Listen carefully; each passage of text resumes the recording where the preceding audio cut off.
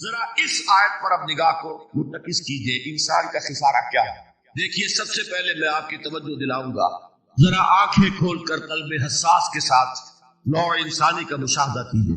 کیسے کیسے دکھ، کتنی تکلیفیں، کتنی محنت، کتنی مشقت ہے جو ہر انسان کا مقدر۔ قرآن مجید میں ایک مکمل سورت ہے، سورت البلد، اس میں اللہ تعالیٰ نے متعدد قسمیں کھا کر ایک بات کہی، لا اقسم بہذا البلد وانت حل بہذا البلد ووالد وما ولد لقد خلقنا الانسان فی کبد۔ ہم نے انسان کو مشقت ہی میں پیدا کیا۔ یہ مشقت ہر انسان کا مقدر ہے۔ لوگ گھروں کو چھوڑ کر آئے ہوئے، کہاں کہاں انسان جاتا ہے، یہ اس دنیا میں محنت اور مشقت۔ ہاں، ایک مغالطہ ہو جاتا ہے کہ شاید یہ محلوں میں رہنے والے جو ہیں انہیں کوئی مشقت نہیں، انہیں کوئی دکھ نہیں، حالانکہ حقیقت یہ نہیں ہے۔ جو جتنا امیر ہے آپ دیکھیں گے اس کی جسمانی مشقت کم ہے، ذہنی کوفت زیادہ۔ ٹرینکولائزرز کی انہیں ضرورت پڑتی ہے، انہیں سیڈیٹیوز چاہیے، خواب آور دوائیں مزدور کو نہیں کبھی ضرورت پڑے گی۔ وہ 8 گھنٹے کی محنت کرنے کے بعد ایسا سوتا ہے کہ وہ صبح ہی کی خبر لے گا۔ اور یہ وہ لوگ ہیں کہ جن کو ہپنوٹکس، خواب آور دوائیاں، سیڈیٹیوز، مسکن ادویات، یہ سارا لیبلیم اور یہ ویلیم اور یہ فلاں اور یہ فلاں، یہ کہاں جاتا ہے؟ ذہنی سکون اور اطمینان انسان کو حاصل نہیں۔ کسی کی جسمانی مشقت ہے، کسی کی ذہنی مشقت۔ میں آپ کو یاد دلانا چاہتا ہوں مہاتما گوتم بدھ کا معاملہ۔ 30 برس کی عمر میں کپل وستو کا شہزادہ محل کو چھوڑ کر نکلے، جوان بیوی کو سوتا ہوا چھوڑ کر گئے، شیر خوار بچے کو چھوڑ کر، راجدھانی میں رہنے والا محل کا باسی جسے یہ معلوم ہے کہ باپ کے بعد مجھے یہ سلطنت ملنے والی ہے، کیوں گیا؟ کبھی آپ نے سوچا؟ اس نے انسان کے غم اور دکھ کا مشاہدہ، اس نے دیکھا کوئی اندھا ہے ٹھوکر کھا کر گر رہا، کوئی والدین کھڑے ہوئے رو رہے ہیں اور ان کی نگاہوں کے سامنے ان کا نہایت محبوب بچہ دم تو اور وہ کچھ نہیں کر سکتا۔ اس نے سوچا یہ صدمہ کیوں ہوا، یہ دکھ اس کا مقدر کیوں ہوا؟ اس صدمے سے، اس دکھ سے نجات پانے کی بھی کوئی شکل ہے کہ نہیں؟ انسانوں کی ایک عظیم اکثریت، شاہ ولی اللہ دہلوی رحمۃ اللہ علیہ کے الفاظ ہیں کہ وہ لگدو اونٹ اور کولو کا بیل بن کر زندگی جو 8 گھنٹے تک اینٹیں ڈھو رہا، اس شخص کا تصور کیجیے، وہ واقعی انسان ہے یا حیوان بن گیا ہے؟ اور 8 گھنٹے کی اس محنت کے بعد بھی ہو سکتا ہے کہ 2 وقت کی روٹی اسے پوری نہ ملے۔ اور یہ تو ہو سکتا ہے، نہیں ہوتا ہے کہ اگر بچہ بیمار پڑ گیا ہے تو شاید کوئی برتن بیچے بغیر اس کی دوا کا سامان نہ۔ ایسا شخص کتنے بوجھ تلا دبا، کتنی مشقت کے اندر پسا ہوا۔ لڈو اور کولو کا بیل، انسانوں کی عظیم اکثریت کی سطح پر زندگی گزر، لیکن آپ کو معلوم ہے کہ کولو کے بیل کے لیے مشقت ہی مشقت ہے، اس کے احساسات یہ نہیں ہے، کیونکہ ان سے انسان کو جو صدمہ پہنچتا ہے، ایک بیل کو اس سے کوئی غرض نہیں کہ اس کا کوئی بچہ بھی تھا کہ نہیں تھا، اس کو کوئی بخار ہوا ہے یا کیا ہوا ہے، اس صدمے سے وہ بیل بچا ہوا۔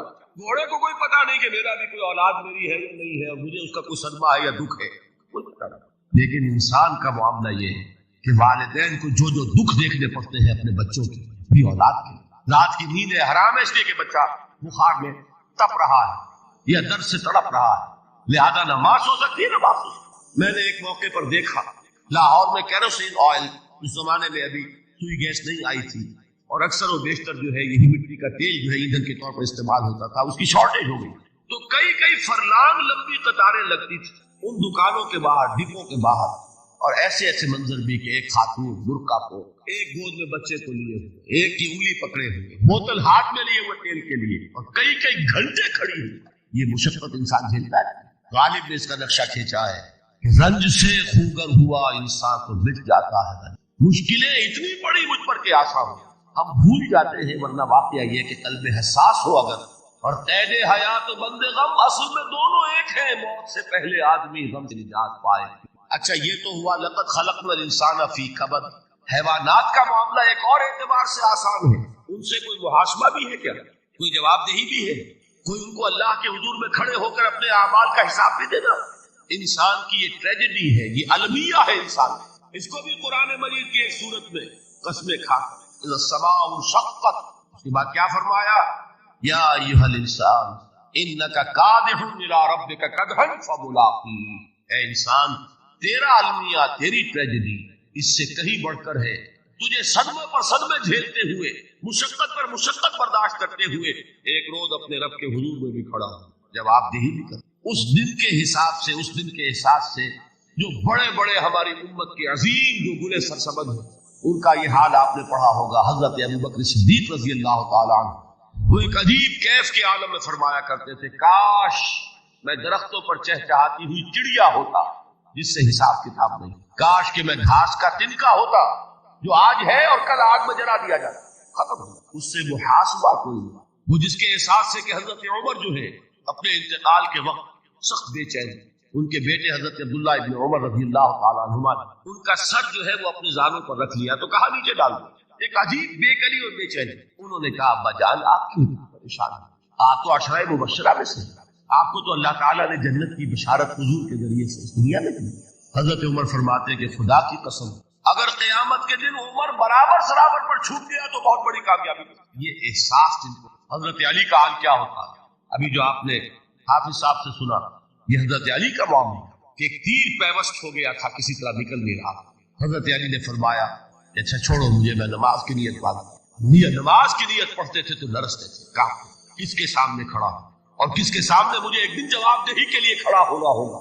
لن تزولا قدم ابن آدم، حضور نے خبر دی ہے ابن آدم کے قدم ہل نہیں سکیں گے. جیسے مجرم کھڑا ہوتا کٹہرے کے اندر، اس کٹہرے میں سے ہل نہیں سکو گے. حتی یسأل عن خمس، جب تک کہ 5 چیزوں کا حساب نہ لے لیا. وہ 5 چیزیں کیا ہے کان کھول کر سنیے.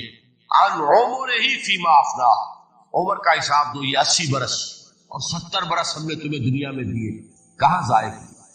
وعن شبابہ فیما ابلا، اور خاص طور پر جوانی کا دور، امنگوں کے دن ولولے ہوتے ہیں، قوت ہوتی ہے، توانائی ہوتی ہے، آدمی چلتے ہوئے زمین پر پاؤں مارتا، قوت جو ہے وہ اپنا اظہار چاہتی ہے. یہ جوانی کہاں گلائی؟ حساب ایک ایک لمحے کا حساب. مال ہی من این اکتسبہ وفیما انفق، ایک ایک پائی کا حساب دو. مال کا کہاں سے کمایا تھا، حلال سے کہ حرام سے، اور کہاں خرچ کیا تھا، گل چھروں میں، عیاشیوں میں، یا نیکی کے کاموں میں، ادائے حقوق میں، اللہ کے دین کے لیے. 4 سوال ہو گئے. 2 زندگی کے بارے میں، ایک زندگی پوری بحیثیت مجموعی کہاں کس کام میں لگا، اور خاص طور پر شباب کا دور کہاں لگا. 2 سوال مال کے بارے میں، کمایا کہاں سے، حلال سے کہ حرام سے، جائز سے کہ ناجائز، خرچ کہاں کیا. اور آخری سوال وعما عمل فیما علم، جو علم حاصل کیا تھا اس میں عمل کتنا کیا. علم کے انبار لگاتے چلے گئے اور عمل کے آغاز کی بھی نوبت نہ آئی. یہ علم جو ہے یہ اس روز سب سے بڑا وبال بن جائے گا. اتنا علم اور عمل کچھ نہیں، بجائے کہ کریڈٹ کا ذریعہ بنے یہ الٹا ڈیبٹ کا کھاتا بنے. یہ جواب دہی کا احساس ہے کہ جس کی وجہ سے انسان کی ٹریجڈی جو ہے وہ دوہری ہے. کوئی حیوان اتنے بوجھ تلے نہیں. مشقت کی، محنت کی، اس زندگی میں ختم ہوئے، اس کے بعد کوئی محاسبہ نہیں. اس کو بھی غالب نے خوب کہا کہ اب تو گھبرا کے یہ کہتے ہیں کہ مر جائیں گے اور مر کے بھی چین نہ پایا تو کدھر. یہ ہے وہ ہیومن ٹریجڈی. اور وہ یہ ہے کہ اس قیامت سے پہلے پوری دنیا میں حق کا بول بالا ہو. اچھا یہ وہ بات ہے جو دنیا کے اکثر مذاہب اور خاص طور پر جو 3 یہ مذاہب ہیں جنہیں ابراہیمی مذاہب کہا جاتا ہے، یہودیت، عیسائیت اور اسلام، میں تو صراحت کے ساتھ یہود کے ہاں بھی عقیدہ موجود، عیسائیوں کے ہاں بھی ہے، مسلمانوں کے ہاں بھی ہے کہ اس سے پہلے، اس کائنات کے ختم ہونے سے پہلے، اس زمین کی قیامت آنے سے پہلے اس پر اللہ کا دین غالب، کنگڈم آف ہیون اور ارتھ. اور یہی بات حضرت مسیح نے کہی تھی اپنے اس وقت کے جن یہودیوں سے مخاطب، ریپینٹ، توبہ کر لو، for the kingdom of heaven is at hand. اب جو وہ ہے آسمانی بادشاہت آیا چاہتی، وہ آسمانی بادشاہت تھی حضور کا ظہور صلی اللہ علیہ وسلم، جس سے کہ وہ آسمانی بادشاہت قائم ہوئی اور پھر پھیلی کتنے بڑے علاقے. لیکن بہرحال پوری دنیا میں نہیں پھیل سکے. اس کے اسباب کیا تھے وہ اس وقت میرا موجود، لیکن پھیلنا ہے اس کو. اس سے قبل کیا ہونا ہے، یہ جو تیسری بات میں نے کہی ہے اس پر آپ کو یقین ہونا چاہیے، اس لیے کہ احادیث صحیح آ گئی. قرآن مجید کا صغرا کبرا دلالت کرتا ہے اس پر کہ حضور کو بھیجا گیا غلبہ دین کے، اور بھیجا گیا پوری نوع انسانی کے لیے. تو جب تک پوری نوع انسانی پر دین غالب نہ ہو تو حضور کا مقصد ابھی مکمل نہیں. اسی کو اقبال نے کہا تھا، وقت فرصت ہے کہاں، کام ابھی باقی، نور توحید کا اتمام ابھی باقی. یہ چمن معمور ہوگا نغمہ توحید سے، ایک وقت آئے گا یہ پورا یہ قرآن جو ہے نغمہ توحید کے ساتھ اس کا جو ہے گونج جائے گا. لیکن یہ کہ ابھی تو نہیں ہوا ہے، نہ ہونا ہے. اس سے پہلے کا معاملہ ایک ہے کہ جس کی خبریں دی گئی ہیں، اور وہ ہے کہ قیامت میں اس نظام دین حق کے غالب ہونے سے پہلے بڑی خوفناک جنگوں کا ایک سلسلہ ہے جی خبریں. یہ یہود کے ہاں بھی ہیں خبریں موجود، عیسائیوں کے ہاں بھی ہیں. جو بائبل کا آخری باب ہے ریولیشن آف سینٹ جان، وہ کاشفات یوحنا ترجمہ کیا، اور حضور کی احادیث ملاحم، باب الملاحم، یہ بہت سی کتابوں کے اندر باقاعدہ ابواب ہے. ایک باب الملاحم جنگوں کا، ان میں سے ایک جنگ وہ ہے جسے کہا ہے اس یوحنا کی مکاشفات میں آرمگدان، اور غالباً اسی کو حضور نے قرار دیا ہے الملحمۃ العظمیٰ، عظیم ترین جنگ الملحمۃ. تو یہ بھی یقینی چیزیں ہیں کہ یہ ملاحم کیوں ہوں گے. آپ اس میں اچھی طرح سمجھ لیجئے کہ اس میں ایک تو ہے عذاب اکبر جو آئے گا یہودیوں، ایک ہے عذاب اصغر جو آئے گا مسلمانوں. میں نے یہ آج سے 20 سال پہلے کتاب لکھی جو مختلف، پہلے تو وہ نوائے وقت کے اندر کالم کی شکل میں شائع ہوئی تھی، پھر یہ کہ موجودہ اور سابقہ مسلمان امتوں کا ماضی حال اور مستقبل غالباً اس وقت آؤٹ آف پرنٹ ہے وہ کتاب. بہرحال جن کو بھی دلچسپی ہو وہ اسے کہیں سے حاصل کر لے، لائبریری مکتبے سے آگے پڑھے. یہ 20-22 سال پہلے کی بات ہے وہ آج کی. تو اس میں ان تمام چیزوں کا میں نے تذکرہ کیا، اس لیے کہ عذاب اکبر اس کو کہتے ہیں کہ کسی قوم کا نام و نشان مٹا دیا. یہ عذاب اکبر آتا تھا صرف ان قوموں پر جن کے طرف رسول بھیجے گئے اور قوموں نے بحیثیت مجموعی رسولوں کا انکار کیا، ان پر وہ عذاب آیا. اس سے عذاب استیصال بھی کہتے ہیں. فقطع دابر القوم الذین ظلموا، ان کی جڑ کاٹ دی. ایک جڑ کاٹنا ہوتا ہے، درخت کو کاٹنا ہوتا ہے. درخت تو کٹے گا تو پھر دوبارہ جڑ میں سے شاید وہ نکل آئے، لیکن نہیں، جڑ سے اکھیڑ. لا یرا الا مساکنہم، یہ عذاب جو ہے اب کسی قوم پر نہیں آ سکتا، اس لیے کہ اب کوئی رسول تو آئے گا ہی نہیں. لیکن ایک قوم پر یہ تاریخ کے قرضے کی حیثیت سے موجود، اور وہ قوم یہود.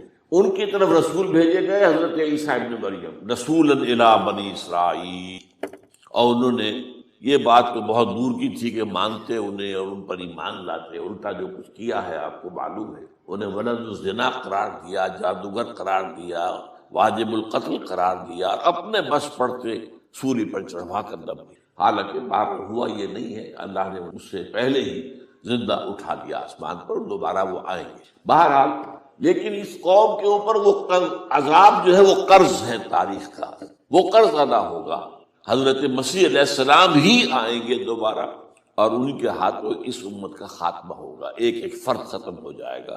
یہ جب میں نے یہ باتیں کہی تھی تو امریکہ میں یہودیوں نے بڑا شور مچایا. میرے خلاف جو ہے ان کی ایک مہم نکلی یہودی کی طرف سے کہ اس کی کتابیں وغیرہ، اس کے ویب سائٹ بند کرو، یہ جو ہے اینٹی سیمیٹک ہے، یہ کہتا ہے سب یہودی قتل ہو جائیں گے. یہاں پر بھی جو میرے ساتھ ایک ڈائلاگ کرنے کے لیے کوئی 12-13 پروفیسر آئے تھے امریکہ وغیرہ، ان میں سے جو یہودی تھا تو اس نے بہت ناراضگی کا اظہار کیا. آپ کہتے ہیں سارے یہودی ختم کر دیے جائیں گے. یہ بات ظاہر بات ہے پیلیٹیبل نہیں. لیکن پھر ہمارے ساتھی جو وہاں پر تھے امریکہ میں پریشان ہوئے کہ آپ کے خلاف یہاں پر اب یہ مہم شروع ہو. تو میں نے بتایا کہ جو زائنسٹ ہے، جوش زائنسٹ، اور اس کے ساتھ ہے کرسچن زائنسٹ. کرسچن زائنسٹ کا رسالہ نکلتا ہے ٹرمپٹ، جو فلاڈلفیا ٹرمپٹ، اس کے مدیر نے خود لکھا ہے کہ 80% یہودی قتل ہو جائیں گے. اس کو میں نے یوں سمجھا ہے کہ 20% وہ ہوں گے کہ جو حضرت مسیح کی آمد ثانی پر ایمان وہ بچ جائیں گے، لیکن باقی جو اڑے رہیں گے اس کے بعد بھی تو وہ ختم کی. تو یہ عذاب الاکبر جو ہے تاریخ کا ایک قرض ہے کہ جو ادا ہوگا، ورنہ کسی اور قوم پر یہ عذاب اکبر اب نہیں. لیکن دوسرے درجے میں یہ عذاب ہوگا امت مسلمہ پر. امت مسلمہ بھی تو عذاب کی مستحق ہو گئی. وہ عذاب جو یہودیوں پر بہت پہلے آئے تھے، ضربت علیہم الذلۃ والمسکنۃ وباؤوا بغضب من اللہ، یہ تھا کہ نہیں تھا؟ حالانکہ انہوں تو یہ خیال تھا کہ we are the chosen people of the Lord, ہم تو اللہ کی منتخب قوم ہے. وی آر دی، قرآن کہتا ہے کہ ان کا قول یہ تھا نحن ابناء اللہ واحباؤہ، ہم تو اللہ کے بیٹوں کی طرح ہیں اور اللہ کی جو ہے بہت چہیتے. عذاب آئے، نبوکدنضر کے ہاتھوں آیا، اسیرینز کے ہاتھوں آیا، پھر یونانیوں کے ہاتھوں، الیگزینڈر دی گریٹ کے ہاتھوں آیا، پھر رومنوں کے ذریعے سے آیا، اور پچھلی صدی میں جرمنوں کے ذریعے سے عذاب آئے. یہ عذاب تو لیکن قوم ختم نہیں ہوئی. وہ عذاب اکبر نہیں تھے، یہ عذاب مختلف حصوں میں آئے اور بڑی بڑی تباہیاں آئیں، لیکن وہ عذاب اکبر نہیں. اسی طرح کے عذاب ہم پر بھی آئے. ہم پر کروسیڈرز آئے، اور لاکھوں مسلمان قتل ہوئے. یروشلم ہمارے ہاتھ سے 88 برس تک نکلا رہا اور اس پر عیسائیوں کا قبضہ رہا. ندیاں خون کی بہہ گئی مسلمانوں، اور پورا میڈیٹرینین کا ایریا جو ہے تقریباً قبضے میں رہا ہے عیسائیوں. پورا یورپ اس وقت آیا تھا. جو کروسیڈ نا 250 برس تک وہ جاری رہے. Waves after waves of the crusaders coming and attacking and conquering the cities. یہ جتنی بھی فلسطین وغیرہ کا علاقہ ہے جس کے اندر ان کا آثار ہے، اور شام کا علاقہ سائل.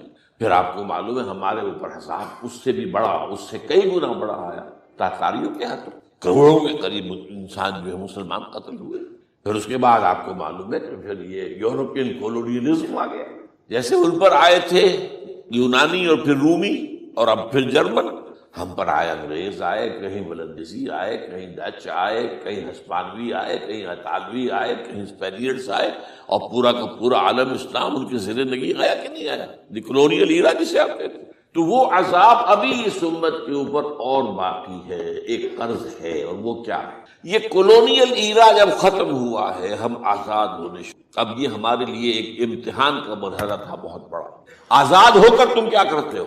پہلے تو ہم کہہ سکتے ہیں کیا کریں، ہمارے اوپر تو ہم تو مجبور ہیں، ہمیں غلام بنا لیا انگریزوں نے آ کر، ہمیں فرانسیسیوں نے غلام بنا لیا، ہمیں اطالویوں نے غلام بنا لیا. ان کی طاقت کے آگے ہم بے بس ہیں، لاچار ہیں. لیکن اب آزادی دے کر فَيَنظُرَ كَيْفَ تَعْمَلُونَ، اب تمہیں آزادیاں دے کر پھر اللہ دیکھے گا تم کرتے کیا ہم نے. جو مسلمان قوم ملک آزاد ہوا اس نے یا تو اپنا قبلہ بنایا واشنگٹن کو یا بنایا ماسکو کو. کسی نے قرآن کو اپنا امام نہیں. دعائیں مانگتے ہیں وَاجْعَلْهُ لَنَا إِمَامًا وَنُورًا وَهُدًى، لیکن اس کو امام بنانا، اپنا امام بنانا، اس کے پیچھے چلنا، اس کے احکام کو نافذ کرنا، اس کی شریعت کی تنفیذ کرنا، یہ اس کی تہذیب، اس کا تمدن دیا ہوا، اس کا معاشی نظام دیا ہوا، اس کو قائم کر زیرو. اس لیے بہت بڑے عذاب کی ہم بات کڑوی ہے، اچھی نہیں لگے گی، لیکن میں یہ آج سے نہیں کہہ رہا ہوں، میں سن 80 سے یہ باتیں نوٹ کر لی. البتہ اس میں یہ ہے کہ اس امت کا معاملہ سب کا ایک جیسا نہیں. لیسو سواء، جیسے سورہ آل عمران میں کہا گیا ہے کہ یہ اہل کتاب بھی سب ایک جیسے نہیں، ان میں بھی کچھ نہ کچھ نیک لوگ تھے.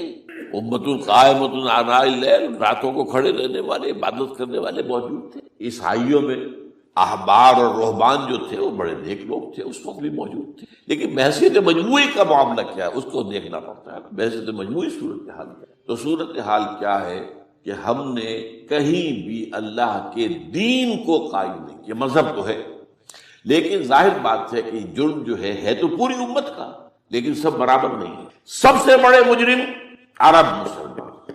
کیوں؟ انہیں اللہ نے جو مقام دیا وہ کسی اور کو نہیں دیا. حضور ان میں سے تھے، یہ رتبہ بلند ملا جس کو مل گیا. رسول عربی ہے. نمبر 2، ان کی مادری زبان میں اللہ کی کتاب موجود، انہیں اس کو سمجھنے کے لیے کوئی نئی زبان پڑھنے کی ضرورت. کوئی ہمارے لیے تو یہ صرف پڑھیں، نحو پڑھیں، یہ پڑھیں، وہ پڑھیں، تب کہیں جا کر اپنی آنکھ سے قرآن پڑھیں. وہ نہ ترجمہ پر گزارا کریں. ترجمہ ظاہر بات انسپائر نہیں کر سکتا آدمی. ترجمہ تو سیکنڈ ہینڈ نالج ہے. جب آپ ترجمہ پڑھ رہے ہیں تو گویا کہ آپ اس مترجم کی آنکھ سے پڑھ رہے ہیں، اپنی آنکھ سے تو نہیں پڑھ رہے. لہٰذا یہ سب سے بڑا عذاب تو ان پر آنا ہے. وہ جو میں بیان کر چکا ہوں گریٹر اسرائیل کے قیام کا معاملہ کیا ہے. تباہی تو انہی ملکوں پر آئی ہے. وہ شام ہے، عراق ہے، اس کے لیے پہلا قدم اٹھایا تھا، ابھی تو اس کو ناکام بنا دیا ہے. اللہ تعالیٰ کی جو بھی حکمت ہے. جو عراق پر حملہ تھا وہ اصل میں اس لیے تھا کہ گریٹر اسرائیل کی طرف پہلا قدم. شیرون نے کہہ دیا تھا یہ جو پڑا ہوا ابھی کہیں مرا نہیں ہے. اس نے کہا تھا جیسے یہ صدام کی حکومت ختم ہوئی ہے، اس کے مجسمے گرائے گئے ہیں کہ ان قریب عراق پر ہمارا قبضہ ہو. یہ اصل میں تھا اس گریٹر اسرائیل کی طرف پہلا قدم. لیکن بات ہونا نقشے جو اب آ رہے ہیں دنیا میں اب تو بہت عام ہو گیا. 1906 سے 2006 سے چھپا ہوا نقشہ ہے وہ، اور ہمارے اخبارات میں اس کا آدھا ابھی آیا ہے. باقی آدھا تو لیا ہی نہیں گیا ہے. باقی آدھا ہے مڈل ایسٹ سے متعلق. وہاں جو نئی تقسیم ہونی ہے، عراق کے 3 حصے ہونے. ایک حصہ کردستان کے ساتھ مل جائے گا، وہ گریٹر کردستان، ایران کا کردستان، عراق کا کردستان، ترکی کا کردستان ملا کر ایک کردستان. جیسے ہمارے یہاں پاکستان کا بلوچستان، افغانستان کا بلوچستان اور ایران کا بلوچستان ملا کر گریٹر بلوچستان بنے گا. یہ ممکن نقشہ، یہ نقشہ تو اس میں دیا گیا ہے جو اب اخبارات میں چھپے. وہ اگلا حصہ جو ہے وہ میں آپ کو بتا رہا ہوں. اور جو سعودی عرب کے ٹکڑے ہوں گے کہ ایک چھوٹی سی ریاست بنا دی جائے گی مکہ مدینہ شہروں کے اوپر مشتمل، یہ ویٹیکان ہوگا، جیسے ویٹیکان سٹی ہے روم کے اندر، یہ عیسائیوں کا ایک بڑا مرکز ہے، تو ایک چھوٹی سی حکومت اسے کہتے ہیں، علیحدہ ہے، وہاں اطالوی حکومت کا قبضہ نہیں ہے، وہاں پہ ان کی اپنی حکومت ہے، پوپ کی حکومت ہے۔ ایسے ایک ویٹیکن، گویا کہ ایک مسلم ویٹیکن بنا دیا جائے گا مدینہ، یہ ان کے نقشے ہیں، یہ نہ سمجھے کہ ایسا ہوگا، یہ تو اللہ جانتا ہے، لیکن یہ کہ جو ہوگا وہ تو میں نے کئی دفعہ کہا، تو اللہ کو معلوم ہے، یمکرون و یمکر اللہ، وہ اپنی سے چالیں چل رہے ہیں، اللہ اپنی چال چل رہا ہے، لیکن نقشوں کیجیے۔ بہرحال اس میں جو بھی ہے یقیناً ایک حد تک کامیابی انہیں ہوگی، جس کی خبریں ہمیں، گریٹر اسرائیل ایک دفعہ قائم ہوگا، سعودی عرب سے بھی شمالی حصہ لے لیا جائے، مدینے میں داخل نہیں ہو سکے بس۔ اچھا، مکے کو وہ کلیم نہیں کرتے، مکے سے انہیں کوئی سروکار نہیں، لیکن یہ کہ مدینے کو وہ کہتے ہیں یہ ہمارا ہے، ہمیں یہاں سے نکالا گیا، اور وہاں لیکن حدیث میں ہے کہ مدینے میں داخل نہیں ہو سکے گا دجال اور اس کی جو فوج ہے، لیکن باقی شام، عراق، فلسطین، لبنان اور ترکی کا جنوبی حصہ اور مصر میں جو ہے یہ سینائی پیننسولا کے ساتھ ساتھ سارا، وہ اس پر تو رو رہے ہیں ابھی تک یہودی کہ کیوں واپس کر دیا سینائی پیننسولا، 1967 وار میں ہم نے جیتا تھا اسے، بعد میں وہ اسحاق ریبن اور یاسر عرفات کے درمیان دوستی کروائی تھی کلنٹن نے، جس کے نتیجے میں وہ واپس آیا ہے، لیکن یہ کہ وہ واپس لے گئے، اور اس کے علاوہ جو فرٹائل علاقہ ہے نائل کے ڈیلٹا کا وہ بھی ان کی شامل ہے۔ اس ظاہر بات ہے جب یہ ہوگا تو بڑی تباہی آئے گی، اس میں تو کوئی شک، تو سب سے بڑی تباہی مسلمانان عرب پہ آئے گی، اور کیوں ہوگی؟ مستحق ہیں، انہوں نے اس کے باوجود کہ قرآن ان کی اپنی زبان میں ہے، انہوں نے اس قرآن کو اپنا امام نہیں۔ نمبر 2 پر میں ہمیشہ کہتا رہا ہوں کہ جو مسلمانان عجم، اگر فرض کیجئے کہ 140 کروڑ مسلمان اس دنیا میں ہیں تو 30 کروڑ کے قریب جو ہیں وہ عرب ہیں، باقی 110 کروڑ جو ہیں، 1 ارب سے زیادہ تو غیر عرب مسلمان، ان میں سب سے بڑے مجرم وہ ہم مسلمانان پاکستان۔ ہم نے ایک تقسیم کرائی اسلام کے نام، ہم نے کہا کہ ہم اسلام کا نظام قائم کریں گے، اور اللہ نے ہمیں معجزے کے طور پر منقطع کر دیا۔ اب قمری حساب سے 63 برس گزر چکے ہیں، جو آپ 61 کہتے ہیں، اگر قمری حساب رکھیں 63 برس کہاں ہے، لہذا مستحق۔ لیکن اب اس میں یہ ضرور ہے کہ ابھی پاکستان کے معاملے کو میں سمجھتا ہوں کہ ہینگنگ ان دی بیلنس والا ابھی نہیں کہہ سکتے، اللہ تعالیٰ شاید کوئی توفیق دے دے، کوئی معجزہ ہو جائے، کیونکہ میرا تو یقین یہ ہے کہ یہ قائم بھی معجزے سے ہوا ہے، جس پر میں نے تفسیراً کتاب میں لکھا ہوا ہے اپنی استحکام پاکستان، اور اب کوئی دوبارہ معجزہ ہو سکتا ہے، اور وہ معجزہ کیا ہوگا کہ پوری قوم میں توبہ کی ایک کیفیت پیدا ہو جائے، اللہ کے کرنے سے تمام انسانوں کے دل جو ہے اللہ کی 2 انگلیوں کے مابین ہے، حضور نے ہمیں خبر دی، جدھر چاہتا ہے پھر تو کوئی عجب نہیں کہ ایسا ہو جائے۔ بہرحال اس اعتبار سے میں آپ سے عرض کر رہا ہوں کہ یہ پاکستان کے بارے میں نے جو آپ کو 2 آیتیں سنائی ہیں سورہ انبیاء کی، اس آخر کے حصے میں آئی ہیں سورہ انبیاء میں، وَإِنْ أَدْرِي أَقَرِيبٌ أَمْ بَعِيدٌ مَا تُوعَدُونَ۔ دیکھو لوگوں، مجھے یہ معلوم نہیں ہے کہ جس عذاب خداوندی کا تم سے وعدہ کیا جا رہا ہے وہ قریب آ گیا یا دور ہے، یہ حضور سے کہا جا رہا ہے، قل، آپ یہ کہہ دیجیے، ان ادری اقریب ام بعید ما تُوعدون۔ ساتھ ہی یہ بھی فرمایا وَإِنْ أَدْرِي لَعَلَّهُ فِتْنَةٌ لَكُمْ وَمَتَاعٌ إِلَىٰ حِينٍ، اور مجھے نہیں معلوم، ہو سکتا ہے کہ یہ تمہارے لیے ایک فتنہ بن کر معاملہ آ گیا ہو اور ابھی تمہیں اور مہلت دے دی جائے۔ اس حوالے سے ہم نہیں کہہ سکتے، اب آپ کو معلوم ہے میں تفصیل سے بیان کر چکا ہوں جس طریقے سے مجموعی طور پر پاکستان میں گھیراؤ کیا گیا ہے، اور جس طریقے سے یہ جتنا نیو کونز کا اور کرسچین اور جو جیوش زائنس ہیں، اور اب ان کے اندر اضافہ کیجئے ہندو زائنس کا، اب یہ جس طریقے سے گھیرے کے اندر لے رہے ہیں پاکستان، جس طرح بھارت کی فوج افغانستان میں بھی آ رہی ہے، اس نے اپنے کتنے قونصل خانے کھولے ہوئے ہیں افغانستان میں، کسی جو کچھ وہ ہو رہا ہے بلوچستان کے اندر، جو کچھ ہمارا پورا صوبہ سرحد ہے، اور اس سے آگے بڑھ کر جو کچھ کراچی میں ہو رہا ہے، یہ سارے معاملات جو ہیں وہ دیکھ لی تو گویا کہ باہر سے ہمارا گھیراؤ مکمل ہو چکا ہے، اور اس میں یہ ہے کہ تازہ جو بمبئی کے اندر جو ہوئے ہیں معاملات وہ نوٹ کی، کس طریقے سے اب اسے کہا جا رہا ہے کہ کچھ مسلمانوں نے کیا ہے، حالانکہ اس کے اندر سب سے بڑا ثبوت یہ ہے کہ ایک ہندو ہیمنت، جس نے کہ وہاں ساری تحقیقات کی کہ سمجھوتا ایکسپریس کو جو اڑایا تھا کس نے اڑایا تھا، اس کے انہوں نے کہا جب کی ہے تحقیقات، اب یہ اس کو گیو دم دی کریڈٹ۔ ہندو قوم کے اندر کم سے کم یہ بھی بات موجود ہے، جہاں وہ بدماشیاں ہیں وہاں یہ بھی ہے، یہ خیر بھی ہے، جہاں برائیاں ہیں ان کے اندر وہ خوبیاں بھی ہیں۔ ان کا ایک کمیشن ہے تو صاف ایک ہندو کو،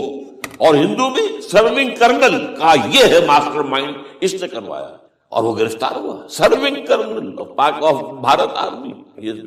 تو اب ظاہر بات ہے کہ اس کو مارا گیا ہے ممبئی میں، اس کو مسلمان کاہے کو مارے گئے؟ مسلمانوں کا تو وہ کہ محسن تھا، وہ مسلمان کس وجہ سے اسے مارے گئے؟ اسے مارنے والے کون ہیں؟ وہی ہندو زائرسٹ کہہ لیجیے ان کو، یا ہندو تشدد پسند کہہ لیجیے، جو پاکستان کو ختم کرنے پر تلے بیٹھے۔ یہ ان کا در حقیقت کام ہے کہ اس شخص نے اتنی بڑی حد تک کی کہ ہمیں جو ہے ہماری سازش کو بے نقاب کر دیا۔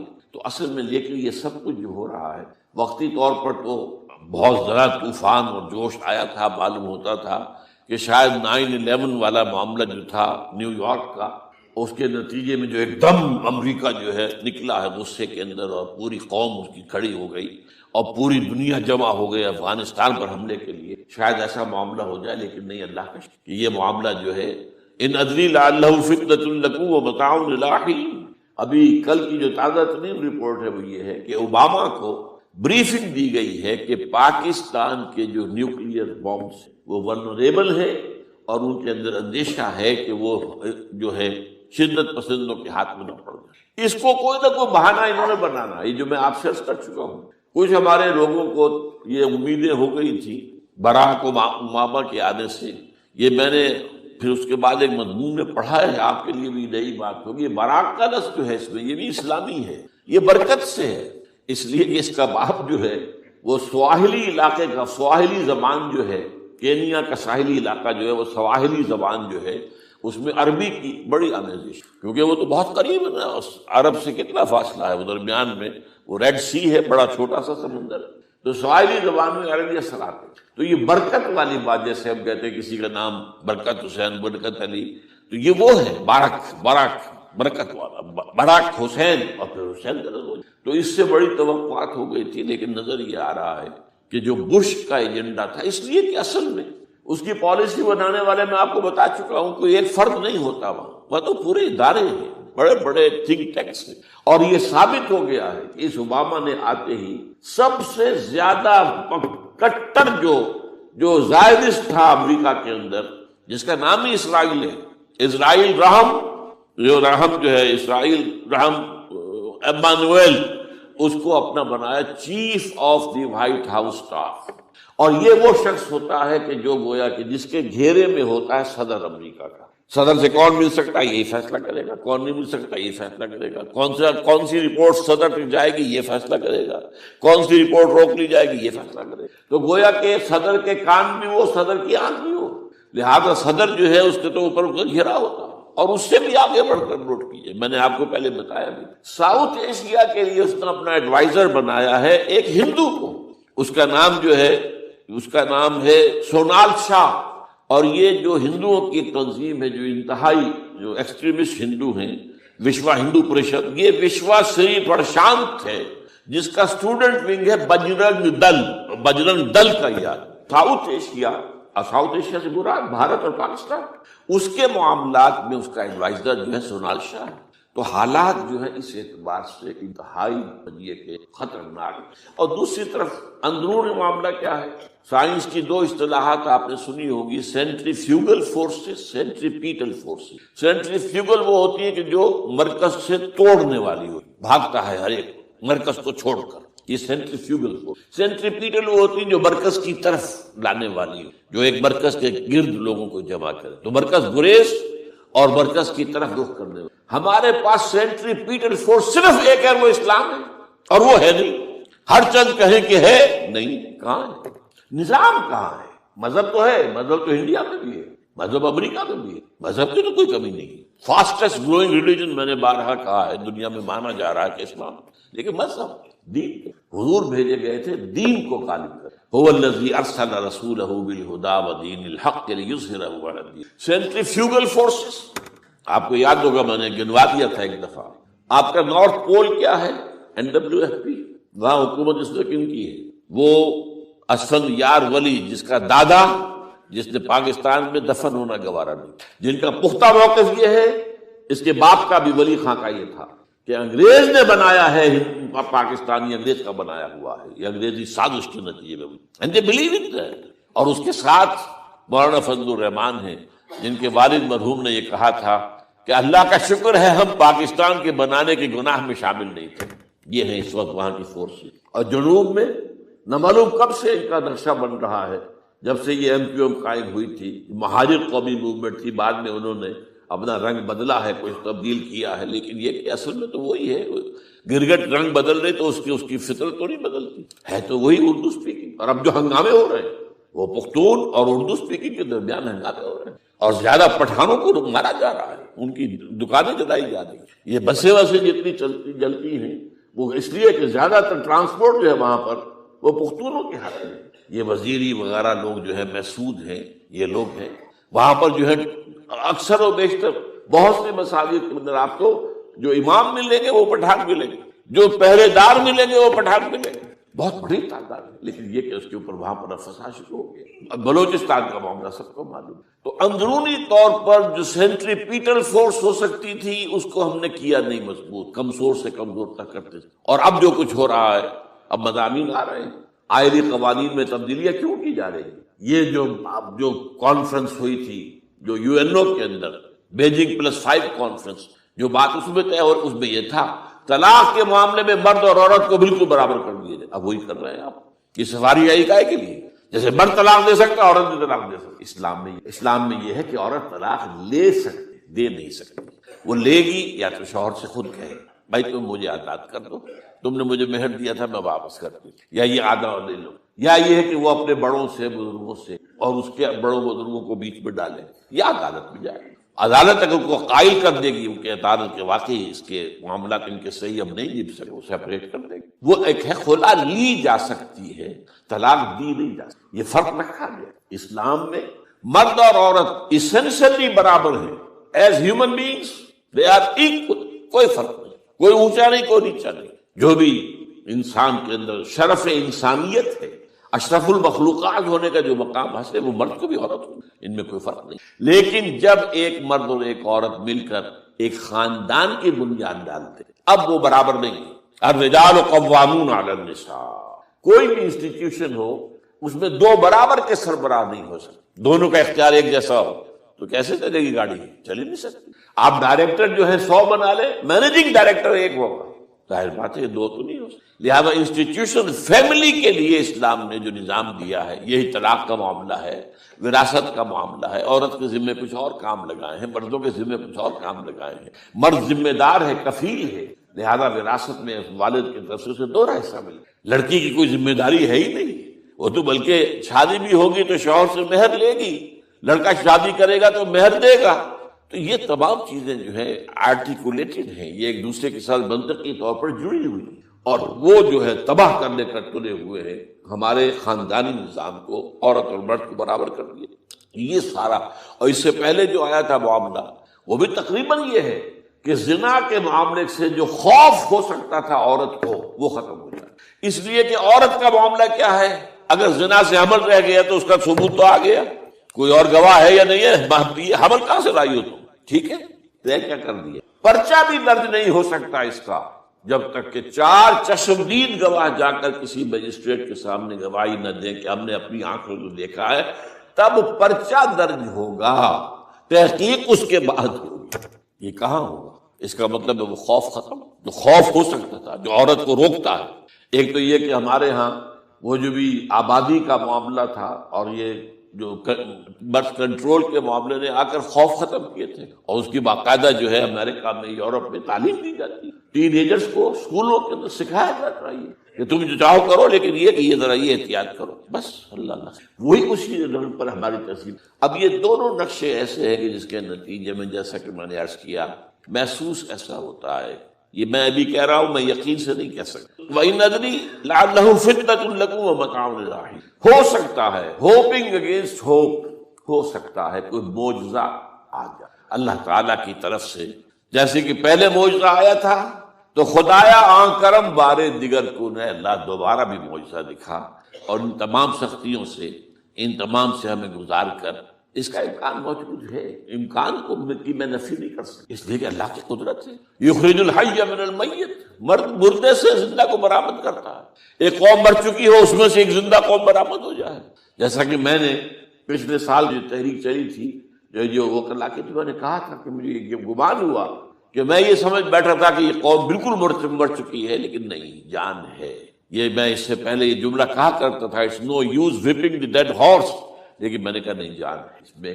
ہمارے ہاں کا پڑھا لکھا طبقہ، تعلیم یافتہ لوگ، انہوں نے جو سختیاں جھیلی، جس طریقے سے مسائل برداشت کر کے انہوں نے اس تحریک کو برقرار رکھا، اب تک رکھا ہوا، یہ بہت بڑا کارنامہ ہے۔ اور اسے معلوم ہوتا ہے، اس سے کچھ نہ کچھ امید کی کوئی کرن پھوٹتی نظر آتی ہے۔ لیکن باقی جو لوگ کہتے ہیں کہ نہیں بس یہ تو بنا ہے اللہ کے حکم سے اور قائم رہے گا، ان سے میں کہا کرتا ہوں کہ وہ اللہ کی سنت سے واقف۔ اللہ کی سنت سزا کی بھی تو اللہ تعالیٰ رسی دراز کرتا ہے، ایک دم کھینچ بھی لیتا ہے، یہ بھی اللہ کی سنت ہے۔ مہلت دیتا ہے، پھر ایک دم جو ہے ایک وقت کے اوپر آ کر فیصلہ بھی کر۔ جو عادت نہیں، ڈرتے رہنا چاہیے، کچھ پتہ نہیں۔ ما غرک بربک الکریم، یہ قرآن مجید میں یہ مضمون کئی بار آیا ہے کہ لوگوں کو بعض اوقات شیطان جو ہے یہ دھوکہ، اللہ بڑا کریم ہے، بڑا غفور ہے، بڑا رحم کرنے والا۔ بھائی وہ کریم ہے، غفور ہے، لیکن منتقم بھی ہے۔ انا من المجرمین منتقمون، ہم ان مجرموں سے انتقام لے کر رہیں گے۔ وہ تو منتقم بھی تو ہے، وہ سزا بھی تو دیتا ہے۔ اس نے جہنم جو ہے یہ کوئی ڈیکوریشن پیس کے طور پر تو نہیں بنائی ہے، کس لیے بنائی ہے؟ وہ تو ہم نے فیصلہ کیا، لَأَمْلَأَنَّ جَهَنَّمَ مِنَ الْجِنَّةِ وَالنَّاسِ أَجْمَعِينَ، یہ میں نے طے کیا ہوا۔ تو اللہ تعالیٰ جو ہے سزا بھی دیتا ہے، تو اللہ تعالیٰ ہمیں سے بچائے۔ بہرحال ہو سکتا ہے کہ اس کے بعد بھی اللہ تعالیٰ ہمیں اور مہلت دے دے، اور اس مہلت کے لیے اس کرنے کا کام کیا ہے؟ کرنے کا کام یہ ہوگا دعا اور توبہ۔ پہلے توبہ کی جائے پھر دعا، ورنہ دعا قبول نہیں ہوتی۔ پہلا کام توبہ ہے۔ یا ایھا الذین آمنوا توبوا الی اللہ توبۃ نصوحا، اے اہل ایمان اللہ کی جناب میں توبہ کرو، خالص کرو۔ کیا مطلب ہے؟ اپنی زندگیوں میں سے شریعت کے خلاف، ویسے بھی اخلاقیات کے خلاف، جھوٹ، دغا، فریب، دھوکہ، غبن، سب کو ختم کرو۔ سود، بے پردگی، عریانی، فحاشی، ختم کرو۔ طے کر لو کوئی شریعت کے خلاف اور اخلاقیات کے خلاف، صرف شریعت نہیں، ایک بنیادی انسانی اخلاقیات ہوتی ہیں، اس کے سارے تقاضے پورے جو ہمارے یہاں ختم ہو چکے۔ میں نے جیسا کہ بارہا کہا ہے کہ اس وقت دنیا کی سب سے بڑی منافق ترین قوم جو ہے مسلمانان پاکستان ہے۔ جھوٹ اور وعدہ خلافی اور اس کے ساتھ جو ہے وہ غبن کا معاملہ جتنا ہمارے ہاں ہے، آپ پوری دنیا میں آپ کو کہیں گے۔ تو اس لیے پہلے توبہ کی جائے اور پھر دعا کی جائے۔ اس لیے میں نے آپ کو حدیث سنائی کہ اللہ کے فیصلے کو بھی کبھی کبھی دعا جو ہے لوٹا دیتی ہے، لیکن وہ دعا کب ہو؟ جب آپ نے اللہ کے ساتھ اپنا معاملہ صحیح کر۔ فرمایا حضور نے، جو میں نے ترمذی کی روایت آپ کو سنائی، لا يرد القضاء الا الدعاء، اللہ کا فیصلہ بھی کبھی کبھی اللہ تعالیٰ